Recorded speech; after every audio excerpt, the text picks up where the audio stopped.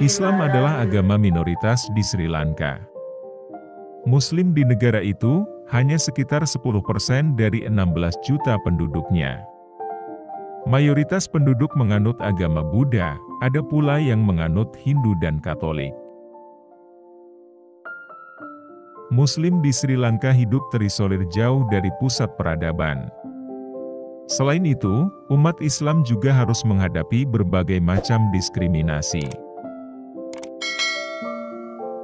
Di Sri Lanka, Islam mendapatkan stigma yang buruk akibat Islamofobia. Dalam urusan politik, Muslim Sri Lanka juga tidak memegang pengaruh besar. Mereka cenderung terpinggirkan dari kebijakan para pejabat pemerintahan. Dalam catatan sejarah, Islam sudah dianut masyarakat Sri Lanka pada abad ke-7. Ibnu Battuta, pelancong Arab dalam bukungan juga mencatat interaksi pedagang Arab yang mendakwahkan Islam di negara tersebut. Banyak pedagang Arab yang datang ke negeri itu. Bahkan, ada di antara mereka yang menetap. Mayoritas pedagang ini tinggal di pesisir untuk mempermudah interaksi dengan kekhalifahan Islam di Baghdad. Selain itu, Muslim Sri Lanka juga berasal dari imigran Melayu. Mereka disinyalir datang ke negara itu pada abad ke-13. Mereka hidup makmur di negara itu selama berabad-abad. Namun, kondisi berubah saat memasuki abad ke-21. Muslim di Sri Lanka mengalami banyak diskriminasi. Umat Islam awalnya menjadi sekutu pemerintah selama hampir 3 dekade perang melawan pemberontak Macan Tamil. Namun, sikap pemerintah berubah saat perang berakhir dengan kekalahan Macan Tamil pada Mei tahun 2009. Banyak gerakan anti-Islam terjadi di berbagai wilayah di Sri Lanka. Gerakan itu menyerang rumah dan bisnis orang Islam. Islamofobia kian mengental setelah insiden pengeboman gereja dan hotel oleh teroris tak bertanggung jawab pada 2019 lalu. Insiden itu menewaskan 250 orang. Setelah kejadian itu, Gotabaya Rajapaksa terpilih sebagai presiden, dan berjanji akan menindak keras ekstremisme. Sayangnya, langkah pemerintah bukan menangani terorisme tapi malah mendiskriminasi umat Islam.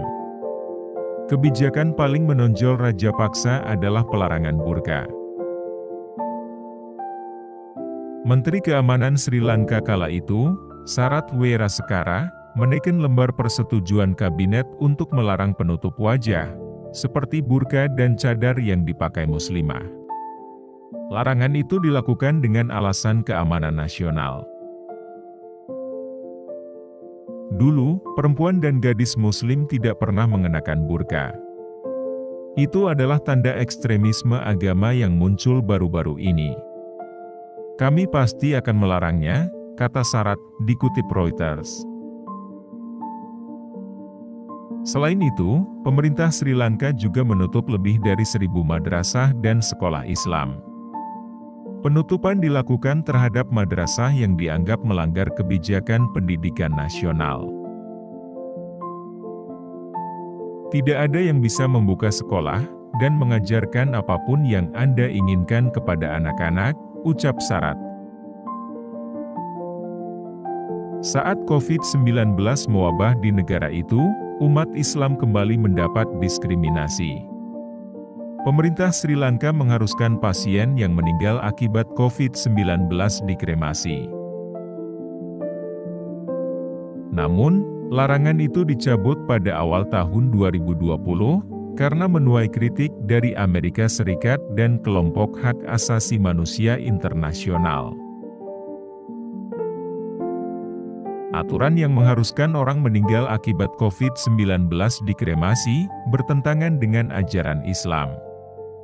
Pasalnya, dalam Islam orang yang meninggal wajib dikubur dan dilarang dibakar. Selain diskriminasi, kriminalisasi juga menghantui umat Islam Sri Lanka. Dalam laporannya, BBC mengangkat kisah Maram Khalifa yang tengah berjuang mengeluarkan sang suami, Hajaaz Hizbullah, dari penjara.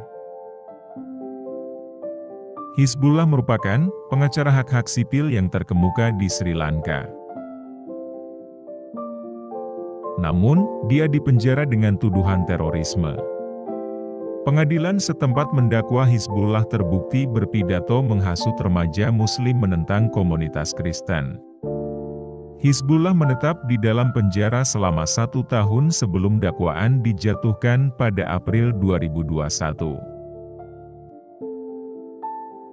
Dia belak-belakan, sangat aktif dalam membela hak-hak Muslim dan hak-hak minoritas secara umum. Pesan kepada siapa saja yang ingin berbicara melawan rasisme, melawan diskriminasi, kata Maram. Amnesty International telah melakukan pembelaan kepada Hizbullah. Tapi itu tidak berbuah manis. Amnesty menyebut penangkapan Hizbullah bagian dari diskriminasi berkelanjutan terhadap minoritas Muslim di Sri Lanka selama beberapa tahun terakhir. Terima kasih telah menonton video ini, semoga bermanfaat, dan jangan lupa di-subscribe, like dan komen, dan aktifkan tombol notifikasinya, agar sahabat tidak ketinggalan video-video Islami lainnya.